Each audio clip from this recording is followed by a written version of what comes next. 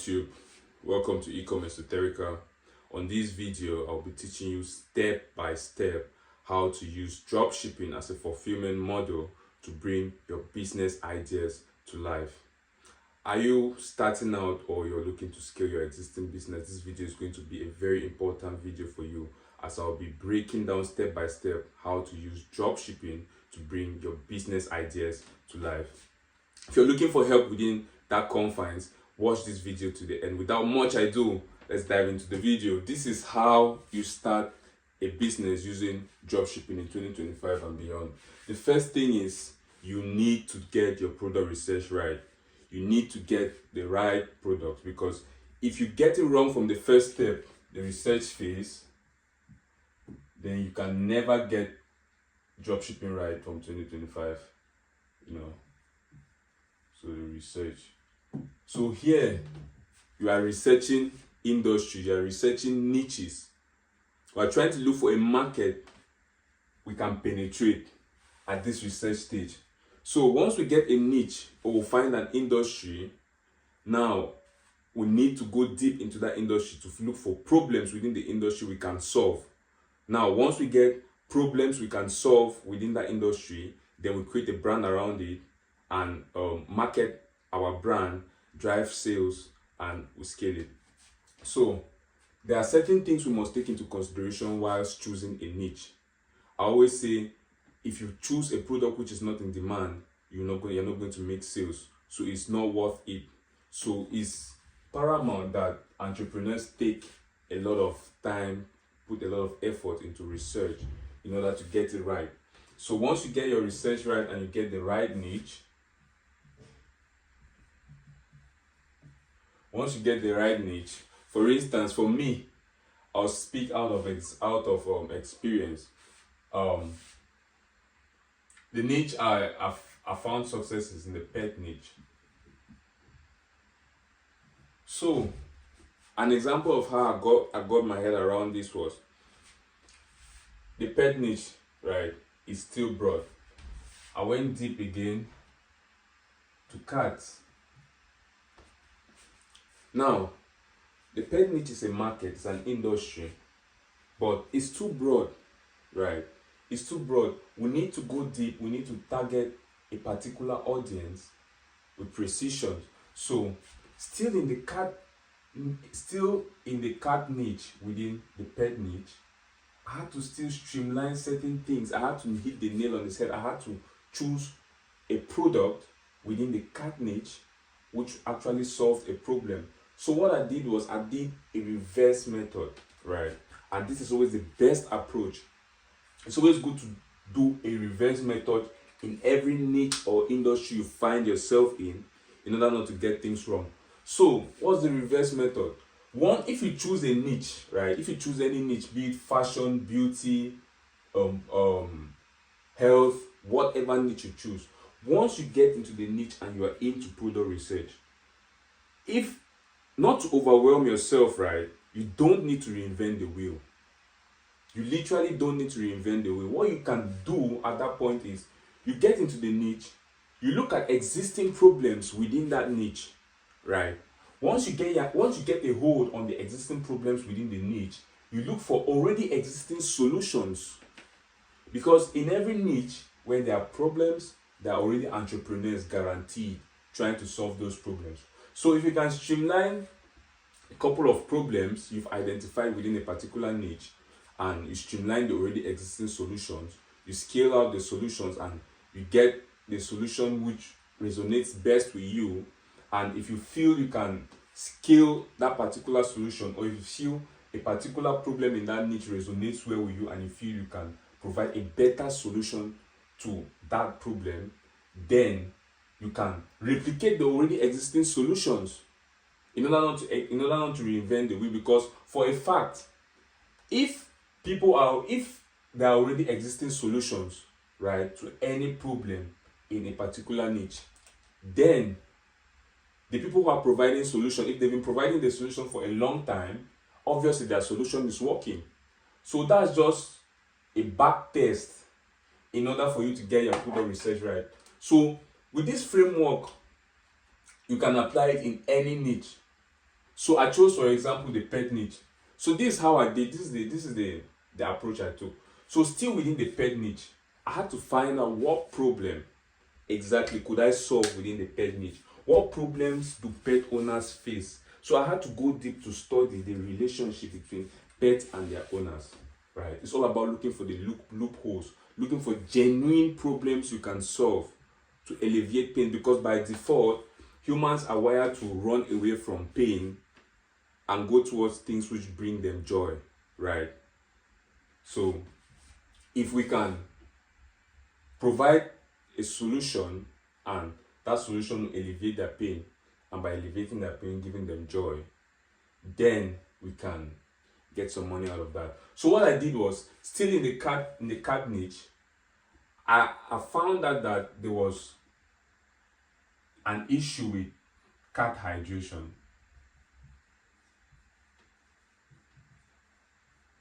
So still in the cat niche, what I realized was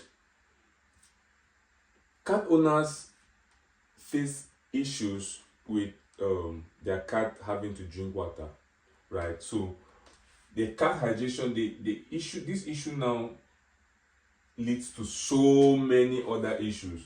If your cat does not drink water, so many cat owners watching this video understand what I'm saying. Because if your cat does not drink water, it might lead to kidney diseases, urinary diseases, all of that kind of stuff. So that's a problem. That's a genuine problem, because dehydration can cause the death of a cat. Now, I had to go deep to understand what causes cats not to drink water, because the most causes, most cats don't drink still water, and most cat owners are unaware of that fact, because from the research I did in most forums, what most cat owners say is their cats don't drink water. You can pour your cat a bowl of water, they will not drink. But what I found out was cats normally don't like still water. Cats love flowing water. That's what I realized. So, having this realization, I had now to look for a product. What product can conveniently solve the issue of cat dehydration? Cat dehydration. Because a lot of cat owners cats suffer from dehydration. Their cats don't drink water from stagnant bowls. So I found my product, which was good enough to entice cats to drink water. So with my product, now I can position it as a solution for dehydration. So with my product, your cats are going to be hydrated. So that's a framework you can use. Anybody can use this framework to get validation of a product and start a business. So this product research, this is all about product research. Before you even think of starting, you must get your product research right. So this is how it goes deeper than this. So once you found your product, so I found my key product X, which was solving this cat hydration problem, which 80% of cat owners face, right? So I can now position my product as a solution to this, to cat owners. If I'm skillful enough to convince them, through my marketing, then I'll get sales. So once you've gotten a product, right, then you're ready to enter the niche. Then you are ready to get a piece of the niche. You're ready to get a piece of the pie. So you need now the next step, which is to brand yourself. So you need branding, right? You need to brand yourself. You need your logo, you need your website, you need your socials, you need your Instagram username, you need your Facebook page, Facebook account, you need your X. What else? So you need to set everything up at this place. So everything here is all about branding. Your logo, it does not really matter, trust me, but at least your logo should make sense. It should make sense. There are a lot of you can get good gigs from Fiverr. I mean, they'll pull up some good work for you. So if you get your branding right, so in my case, I chose the pet niche and I chose my product X, solving this problem, hydration problem. So how will I position myself as the hydration solver in the pet niche, in the pet cat niche? That's what I'm solving here in my branding. So now in branding, I need to make sure my name actually matches the cat niche. It syncs well, it sits in the cat niche. So it goes deep into that. Your Instagram username, it must be related to cats, so you can actually integrate yourself. So it's very paramount at the branding stage to get your social medias up and running. So Instagram, Facebook,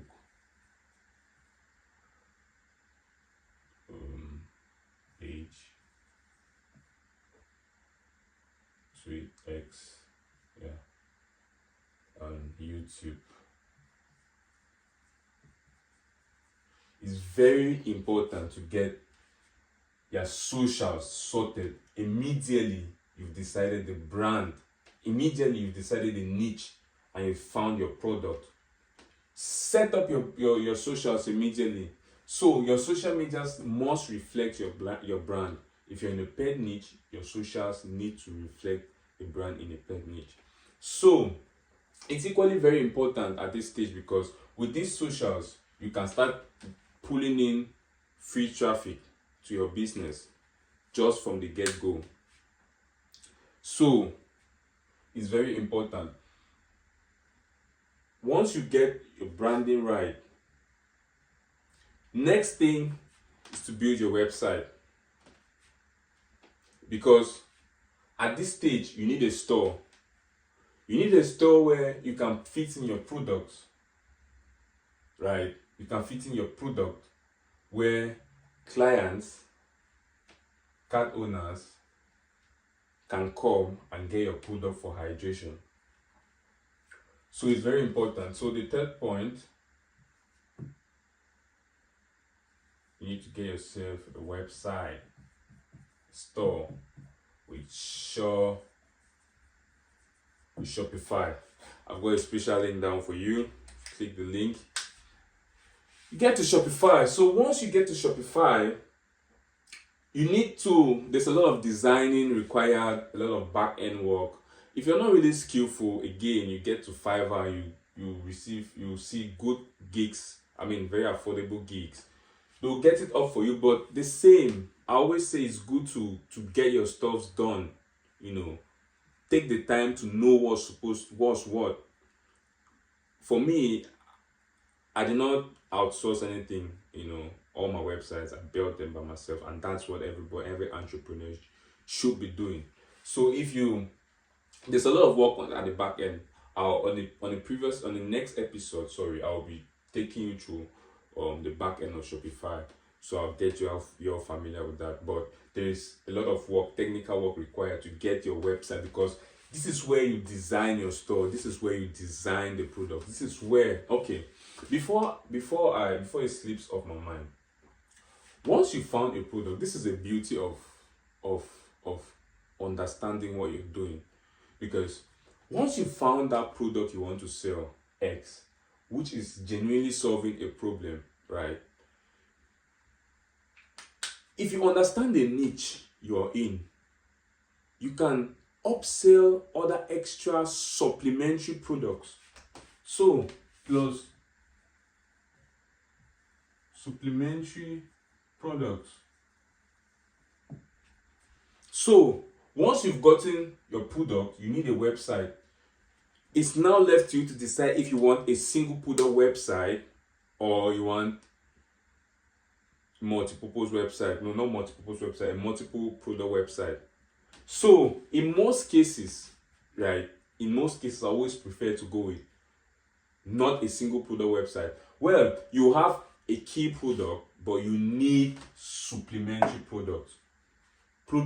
Supplementary or complementary products to complement the key product, right? Because let's say, for instance, you're selling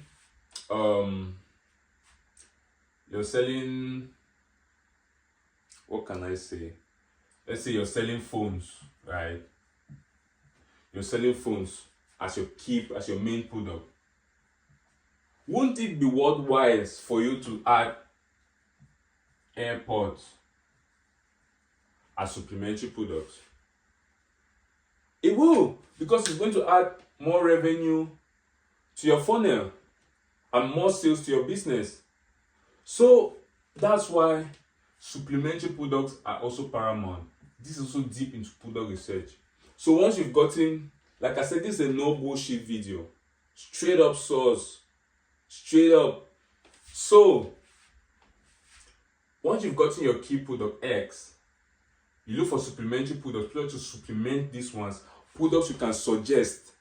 Once you've gotten clients to your main product via your landing page through your marketing, you now suggest other products to complement or supplement. You see what I'm saying? So you get those products and you fit them on your website. In Shopify, like I said, on the next episode, why do I keep saying previous? On the next episode, I'll be taking you through the Shopify backend to get you all used to that. So it's very crucial. I must emphasize on this. You need to learn. You need to learn how to create your own website through Shopify. It's not difficult, to be honest. It's not difficult. It's not. But you need to know what, because a lot of knowledge of copywriting is required. You need to know how to speak the language of your audience. Most of the times, if you pay for a gig from Fiverr, yeah, the freelancers are there. They may have knowledge in what you want, but they've not gone deep in the product research. So only you who have gone deep in your product research will know the language to use in your copywriting. So that's why I'm still emphasizing that it's paramount.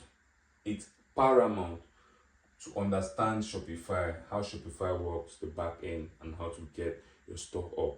We'll be doing that in next episodes or next videos.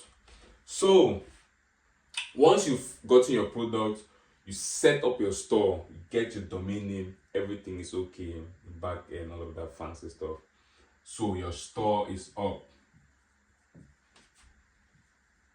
Your store is up, ready for sales. Woo! I love this. And everything, your flow, because you need to test it, right? You need to test your store from start to end. You go on your site, you place an order, a test order, you make sure you actually receive it, test your payment system. It's very deep because you need to configure everything. You connect your PayPal, connect your bank, connect everything. Everything must be straight up. Still, again, in Shopify backend, you need to connect your fulfillment. You need to connect either if you're working with CJ, you can connect it from your Shopify backend. If you're working with AutoDS, if you're working with DSS, whoever you're working with, you can connect them from your backend. So once you've gotten your store up and you're ready for sales, now you need to drive traffic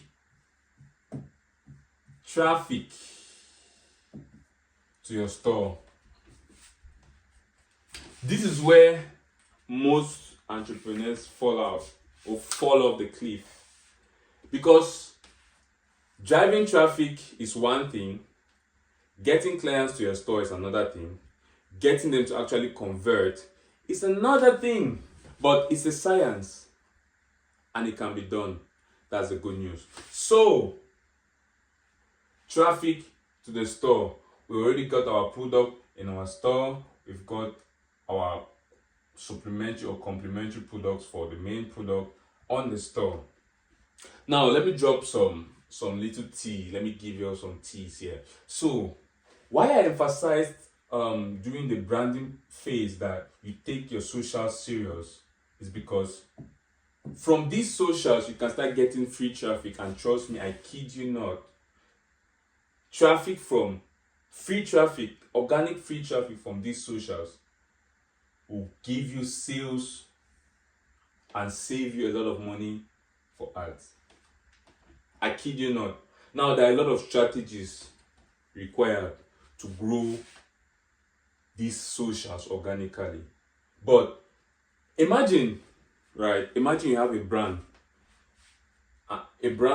with an Instagram of about 20k followers, 20k organic followers, Facebook page of, let's say, 10k, 10k, no, 5k followers, YouTube shorts, YouTube subscribers of, like, let's say 1k. Man, this is free raw organic traffic. The good thing with organic traffic is these people are already people in your niche. They are people in that industry, right? So they are ready to buy. They don't need to go through the process of customer conversion from cold client to warm client. No, they don't need to go through all of that shit. They are already subscribed. They are already following you on Instagram. They're already following your Facebook page. They're already subscribed to your YouTube channel. So what's difficult, or how hard is it for them to convert at that point of them being a follower? It's not hard, because with this, it's typically easy, because if somebody is following you on social media, it's easy for that person to listen to you. If you suggest a solution to a potential problem, it's easy for you to listen to that person, right? Because you are already following them, you're already subscribed to them. That's why I insist during the branding phase, get your socials right. Get your socials right. Yeah. For Instagram, oh, I forgot TikTok, man. With TikTok, is pretty easy. If you get to 1k, you can add your link in bio, you're good, you're sorted, right? So there's a technique, there is a method, there's a specific way to grow the socials. It's called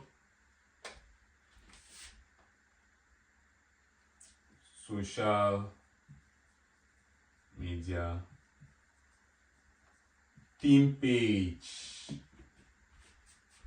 So I think if you go on Instagram, if you go to Instagram, you check on Fashion Nova, Menova, all of those fashion brands are run by theme pages. They pull in a lot of sales, because with a theme page, you're doing direct marketing to your audience, direct through social media. That's direct to their feed, direct to all the placements on whatever social media they're on. So theme page farming is the way out for that entrepreneur who wants to bring his business to life but don't have a lot of capital to start with. For paid ads, you can leverage social media for free. This is real life stuff I'm telling you about. You can, if you leverage social media through theme page, you'll be able to grow a massive audience where you can sell to them. Simple as that. I've personally, how I started. This is, like I said, if you want to get into e-commerce properly, the reverse psychology method will always win. If you really don't want to stress with testing a lot of stuff, do the reverse psychology. Don't reinvent the wheel. Look at what people are already doing. Look at the problems people are already solving. Then you replicate what they're already doing and do it even better. Then you'll find success. So for me, what I did was, I realized that, okay, if I can grow a theme page that gives me organic traffic to start with, then I can use the money from my sales from organic to funnel it into ads. Now, spoiler alert. So many people think TikTok is this, TikTok is that. Let me tell you now, if you've been sleeping on Instagram, you better start learning.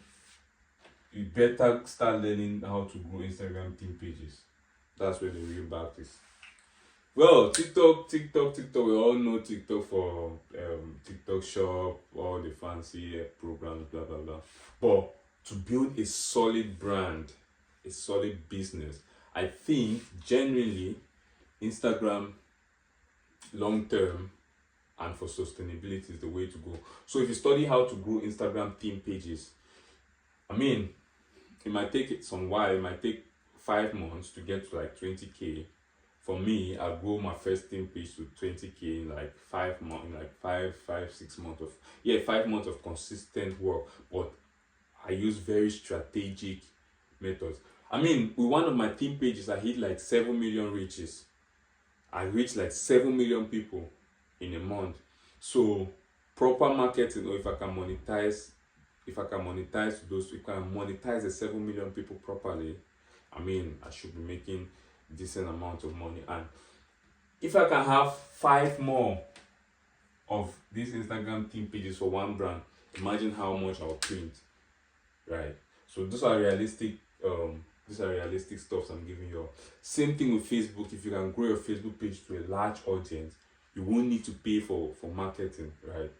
You just reach your audience naturally. Same thing with YouTube Short do excellently well. Maximum reach, gives your brand exposure. So that's it for the website. So that's organic traffic. All of this here to say, with social media, we are leveraging it for organic traffic. We are not paying a dime for traffic. And that's just to say it's possible to do drop shipping organically without really spending much in ads, but you need to really take time to farm these theme pages. Now, another way, the second part to drive traffic to your business is through paid ads. This is so sweet because this is a science. Paid ads is a science. To run ads is a science. To get sales is a science. There is a reason why someone will click on a particular ad and not the other one. There is a reason why one person will click on an ad, go to the product, go to the website, go through the funnel, check out and make a purchase. If you go through that customer experience, there is a reason why. So this brings us now to paid and organic, which we've already spoke about in social media marketing. That's free. So now the paid version, you're looking at ads, mostly meta ads,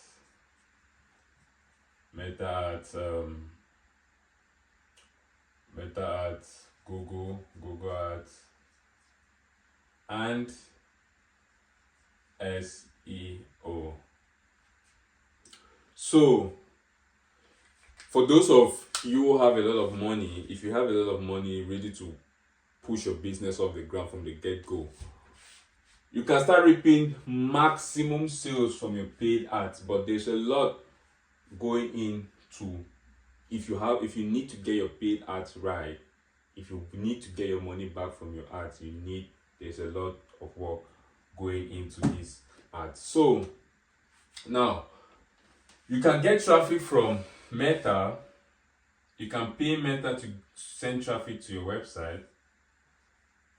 You can pay Meta through ads. You can pay Google to send traffic, or you do search engine, optimize your website for search engine optimization. So with Meta or with paid ads, the only thing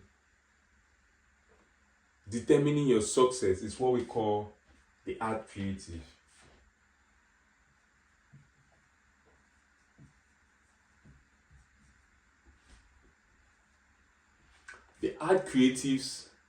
Only the ad creatives will determine how successful a particular ad campaign will turn out to be. So a lot of things go into the ad creative. We have the hook. The hook of your ad creative. The pain point and solution. These are the three most important things an ad creative should have, or we can call it an ad creative or a commercial. So if you can get to a point where your ad creative touches this point successfully in the shortest way possible and can keep the clients hooked to your video or carousel or whatever, then you are going to succeed in your ads. So this is what matters. Whatever setup you have, if you're doing Meta ads or Google ads, or TikTok ads TikTok. But I mostly focus on Meta ads, TikTok ads. Then I do mostly blog posts for my SEO, and I'm not yet deep into Google ads. But I focus on TikTok ads and Meta ads. So, but with Meta ads, what's key is your creatives. With your if you've got good creatives, that's a good hook. First, to catch the client's attention. Now you hit the pain point. Once you've got them in, you hit the pain point. We paid those with a lot of emotions. Then now you slot in your product as the solution. Now, if your creative can do this, we are going to see higher ROAS. And higher ROAS simply means higher profits, revenue. So that's it for paid ads. And basically that's it. Once you get to this point where you found a product and you've gotten your store up, you have this system, you have an organic system set up. Now this organic system is already printing for you, it's already sending you free traffic, which already start printing you some sales. Now that's free of charge, with spending no dime. Now you have enough money for paid ads. Now with paid ads, like I said, nothing matters with paid ads than the creatives. If you get the right creatives, now you can slot into Meta. You slot your creatives into Meta and you pay Meta money. It's an AI, right? You just need to do your work. Do your work. If you do your work, do your research right, you give them the right creative to push your creatives to the right people, and the right people will convert. Right, same thing with TikTok. The right creative, speed testing works really well with TikTok. The right testing, the algorithms will take your creatives to the right people who will definitely make the purchases. And yeah, that's it. So you can apply this framework. Applies across every niche. If you want to go to the automobile niche, beauty niche, health niche, wellness niche, fitness niche, any niche, you just apply this framework. Like I said, the reverse way of doing things always matter. You must not invent the wheel. Look for existing problems, look for existing solutions, look for a problem with high volume.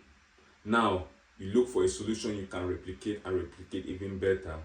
Make sure that that solution is in demand. You test it. Once you get the back testing right, then you can scale. So once you've gotten your creatives and you test it with Meta, and you see that, okay, these creatives are now doing well, I can actually get sales with this creative. Now you can do what? The fifth point is scale. You scale your business. You scale your business now because you've gotten confirmation that, okay, these creatives work, these creatives can bring me sales. Now let me pump in. Now scaling is about pumping in money to already winning ads. Once you get to the level of scaling, we are good to go. Guys, as we wrap it up for today, this is a complimentary step-by-step guide you can implement straight